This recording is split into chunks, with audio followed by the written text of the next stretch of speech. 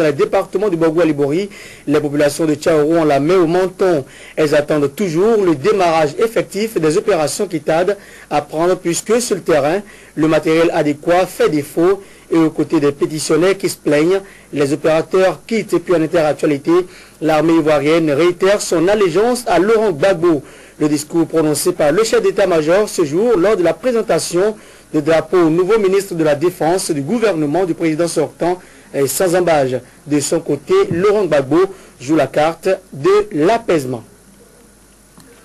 Aujourd'hui, 10 décembre 2010, journée internationale de la Déclaration universelle des droits de l'homme et un prélude au 20e anniversaire de la Constitution béninoise du 11 décembre 1990, le réseau des organisations béninoises de défense des droits de l'homme a organisé une conférence débat. La question des droits de l'homme était au cœur des échanges, essentiellement consacrés aux 20 ans d'existence et d'application de la Constitution béninoise du 11 décembre 1990. Roland Darefa, Elvis Tonoucoin. Que la Constitution béninoise du 11 décembre 1990 a été adoptée par le Bénin comme guide juridique.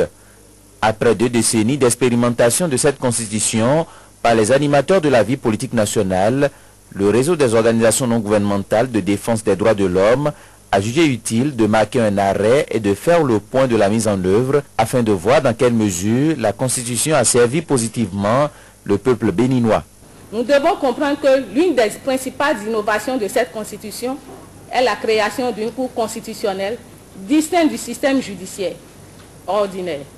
La création de cette institution répond à la volonté du peuple et des constituants d'organiser la limitation de l'exercice du pouvoir par l'instauration d'organes régulateurs du fonctionnement des institutions et de l'activité des pouvoirs publics destinés à servir de contrepoids et d'assurer plus efficacement la protection des droits fondamentaux de la personne humaine et des libertés publiques.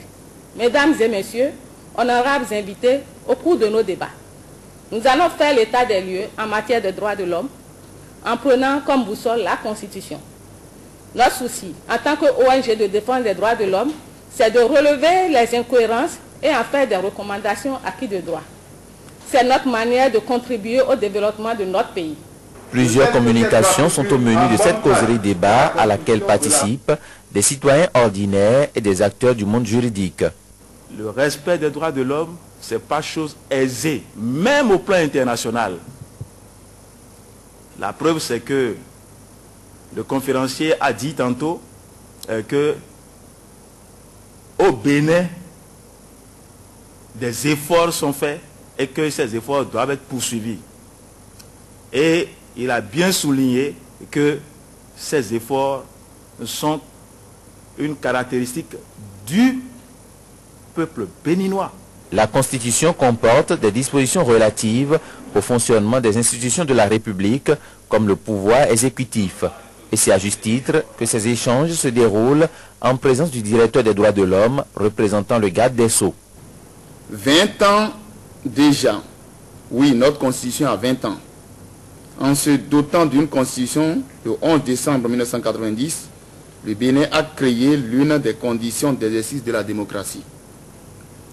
La présente rencontre permettra de faire quelque peu le bilan de cette Constitution et de jeter les bases d'une amélioration de ce texte. À l'issue de cette séance de réflexion initiée par le réseau des ONG béninoises de défense des droits de l'homme, les participants feront le bilan de la mise en œuvre de la Constitution avant d'envisager des perspectives pour son perfectionnement. Et à l'occasion de la célébration ce jour du 62e anniversaire de la Déclaration universelle des droits de l'homme, l'association de lutte contre le racisme, l'ethnocentrisme et le régionalisme, ALCRER, a tenu une conférence débat sur les droits et devoirs du citoyen modèle. C'était au Collège Père-Pierre de Cotonou et le reportage est signé Tanguy Agoyi, Julien Cunom. Les droits et devoirs du citoyen. L'association de lutte contre le racisme, l'ethnocentrisme et le régionalisme est au Collège Père-Pierre de Cotonou vendredi. Parmi les apprenants pour échanger avec eux sur les droits et devoirs du citoyen modèle en ce 62e anniversaire de la Déclaration universelle des droits de l'homme. Un domaine dans lequel cette cible choisie dispose visiblement de connaissances, en tout cas théoriques. Il y a certains qui se croient plus forts que d'autres, alors que tout le monde est égaux. Tout homme a un droit et un devoir. Il faut savoir respecter les autres. Les droits de l'homme sont inhérents à tous les êtres humains et indissociables. Tous s'accordent sur l'importance et l'inviolabilité des droits humains essentiels, mais s'attardent très peu sur les devoirs, a remarqué Alcrer. Le fait explique le faible niveau d'engagement citoyen et patriotique constaté et découle du retrait des programmes d'études scolaires de disciplines fondamentales. La morale et le civisme en tant que tel ne figurent plus au programme dans les écoles. C'est un grave danger aux portes de la nation béninoise, a alerté l'ONG qui s'est alors assigné le devoir de promouvoir le civisme dans les écoles. Elle a conçu un guide à cet effet qui a été adapté à la circonstance grâce au soutien de l'ambassade de France au Bénin. Alcrer compte sur ses vecteurs potentiels pour la divulgation des valeurs éthiques et civiques qu'il promeut. Depuis le lancement de la phase d'enregistrement des données biométriques dans le département du Borgou et de la Liborie, les populations de Tchaourou ont la main au menton. Elles attendent toujours le démarrage effectif des opérations qui tardent à prendre, puisque sur le terrain, le matériel adéquat fait défaut. Et aux côtés des pétitionnaires qui se plaignent, les opérateurs quittent. Reportage de Jean-Christian Ronvenou. Tchaourou, une semaine après le lancement officiel de la troisième phase de réalisation de la liste électorale permanente informatisée. Aucun signe dans la ville ne montre le démarrage effectif de cette opération. Pas d'attroupement ni dans les arrondissements, ni dans les écoles, comme l'on le remarque actuellement dans les autres communes des départements du Borgou et de la Liborie. La phase d'enrôlement des pétitionnaires n'est pas encore effective dans cette commune, considérée comme la plus grande du Bénin, avec une superficie de 7256 km². Et pour cause, la Muruna n'a pas encore convoyé les matériels lourds et sensibles. Avant d'arriver, vous l'avez vu, la roue est remplie. C'est les opérateurs qui attendent depuis déjà une semaine. Ils sont arrivés depuis une semaine, mais on attend toujours le kit. Ce qui est paradoxal, c'est que depuis 9 jours, les opérateurs qui ont été dépêchés dans la commune, venus pour la plupart de la partie méridionale de notre pays, ces derniers s'impatientent déjà. On est venu ici, on nous a dit, c'est parce que Tchaourou est trop proche de Cotonou que les autres vont commencer, le matériel viendra. Ça fait 9 jours. On a signé un contrat de 21 jours. Et la Muruna a l'habitude de faire quelque chose, c'est le jour où vous commencez, on compte à partir de ce jour-là. Nous, on est déjà sur le terrain. Si le travail n'a pas commencé, c'est à cause d'eux.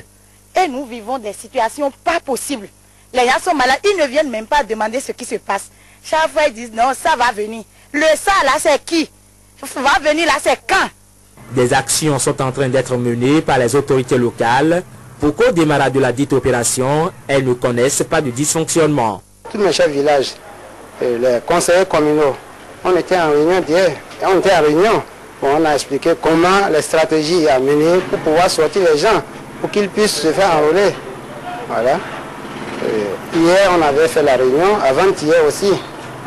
Et comme vous le voyez, moi je reviens d'une tournée. C'est tout juste pour dire aux gens que tout ce qui se passe à Cotonou ou bien à Malanville se passera aussi à Tchaourou. C'est dans ce sens que nous avons commencé déjà par faire une sensibilisation à la base.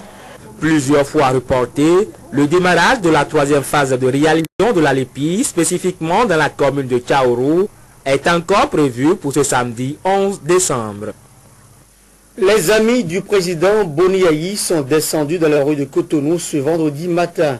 Une longue marche partie de l'Étoile Rouge avec pour point de convergence la direction générale de la SOGEMA, la Société de gestion des marchés autonomes. En choisissant comme interlocuteur le directeur général de la SOGEMA, les amis du président Boniaï, tous en jaune, entendent porter très loin leur message de soutien aux différentes actions du chef de l'État. La bataille pour le Bénin du futur sera essentiellement celle du pain quotidien pour chaque citoyen de ce pays, ont-ils laissé entendre. Le reportage est signé Herman Parfait Anyamoussou et Rachidi Soubérou. C'est une marée jaune qui a pris d'assaut les rues de Cotonou en cette matinée du vendredi 10 décembre 2010. Les amis du président Boniaï, puisque c'est d'eux qu'il s'agit, entendent par cette marche apporter leur soutien conditionnel et sans faille au chantre du changement. Et l'interlocuteur est tout trouvé, l'actuel directeur général de la SOGEMA. Lui qui a accueilli les émigrants partis de la place de l'Étoile Rouge avec comme itinéraire le commissariat central de Cotonou, le Carrefour Unafrica, Carrefour Avenue Stenmez, pour chuter à la direction générale de la Société de gestion des marchés autonomes. Les remarquables changements observés aujourd'hui dans notre ville capitale Cotonou, la ville secondaire et village nous donnent l'espoir d'un lendemain meilleur. Il faut aussi noter l'amélioration des conditions de vie du citoyen moyen par les mesures sociales prises au profit de ce dernier et qui peuvent mieux faire. Il n'y a personne en face. Cette marche des amis du président Boni Yayi se veut le témoignage d'une reconnaissance au chef de l'État pour les actions remarquables accomplies à la tête du Bénin en si peu de temps. En effet, la bataille pour le Bénin du futur sera essentiellement celle du pain quotidien pour chacun béninois et béninoise. Les belles paroles d'un homme politique ne peuvent émousser notre soutien indéfectible aux actions du chef de l'État. En recevant copie de la motion de soutien lue par le porte-parole des amis du président Boni Yayi, le directeur général de la SOGEMA a rassuré ses interlocuteurs de son entière disponibilité à assurer la mission que ces derniers lui ont confiée. Je vous dis sincèrement merci au nom du ministre de tutelle de la SOGEMA et au nom du président de la République, son Excellence, le docteur Boni Yayi. Il sait que vous êtes avec lui, il a cette assurance-là. Mais je vais encore lui rendre compte de votre mouvement de ce matin. Je vous remercie sincèrement en son nom et je vous demande de rester vigilant, mobilisé autour de lui pour que ce pays continue